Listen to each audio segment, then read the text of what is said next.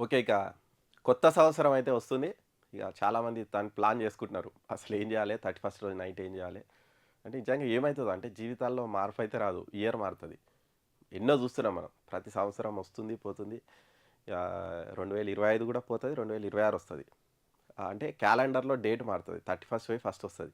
కానీ ఇక సరే ఇక ఆ రోజు 31 రోజు ఏదో సెలబ్రేషన్ చేసుకోవాలన్నటువంటి మూడ్‌లో చాలామంది ఉంటారు.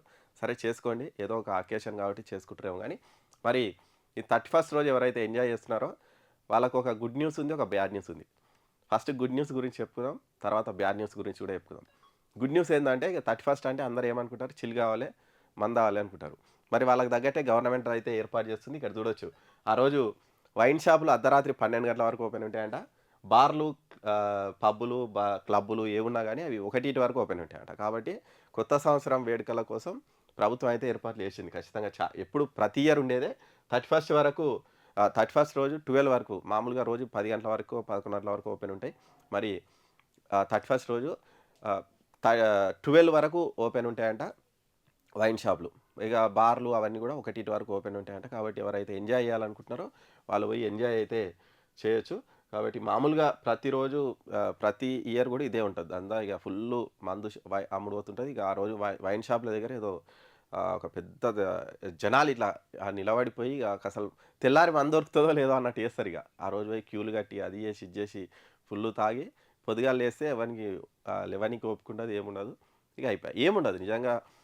31కు, ఫస్ట్‌కు మన జీవితాలు ఏమైనా అద్భుతమైతాయా? ఏమన్నా అయితాయా? అనేది ఏముండదు. ఆ రోజు తాగి పండి పొద్దుగాల లేసి మళ్ళీ అదే చేస్తుంటారు. సరే అది పక్కన పెడితే కానీ ఈసారి హైదరాబాద్‌లో ఎవరైనా తాగాలనుకుంటే మాత్రం జాగ్రత్త. ఎందుకంటే ఇంతకుముందు ఎట్లుందో మనకు తెలవదు గానీ ఈసారి సజ్జనార్ సార్ వచ్చిండు. సజ్జనార్ సార్ చాలా సీరియస్‌గున్నాడు. డ్రంక్ అండ్ డ్రైవ్ విషయంలో.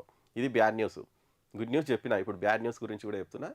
ఎవరైనా హైదరాబాద్‌లో మందు తాగి రోడ్డు మీదకి రావాలే బండి తీసుకొని అనుకుంటే మాత్రం జాగ్రత్త. ఎందుకంటే సజ్జనార్ సార్ ఉన్నాడు. ఈసారి చాలా స్ట్రిక్ట్ చేద్దామని ఆయన డిసైడ్ అయిపోయిండు. ఎందుకంటే సజ్జనార్ సార్ ఫస్టు బాధ్యతలు తీసుకున్నప్పుడే చెప్పిండు.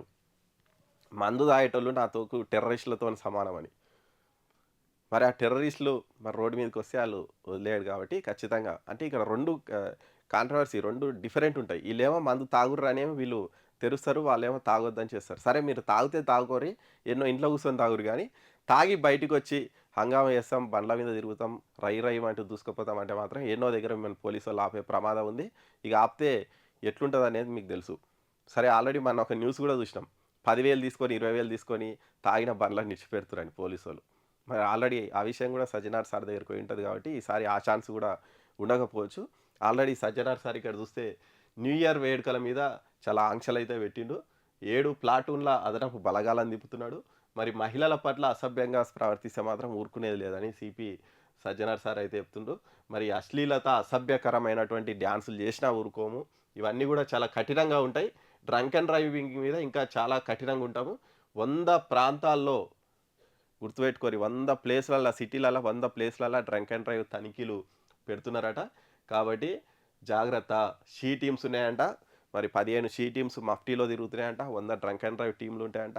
కాబట్టి ఎవరైనా ఇగ 31 రోజు ఏదో పోయి ఫుల్ ఎంజాయ్ చేద్దాం, మందు తాగి బండ్ల మీద తిరుగుదాం అంటే మాత్రం జాగ్రత్త. ఆహ్, తాగి మీ ఇష్టం ఒకవేళ వేడుకలు చేసుకోవాలంటే మీ ఇష్టం చేసుకోండి. కానీ తాగి రోడ్డు మీదకైతే రాకండి. ఇక 31 రోజు దొరికిర్రంటే ఇక మీకు అబ్బా! ఏమైపోయాబ్బా! ఈ దరిద్రం చుట్టుకున్నది కొత్త సంవత్సరం అని మళ్ళా ఫీల్ కావాల్సొస్తది కాబట్టి జాగ్రత్త. ఇవి చూసి బయటికెళ్ళండి. ఎంజాయ్ చేయండి. కానీ చూసి ఎంజాయ్ చేయండి.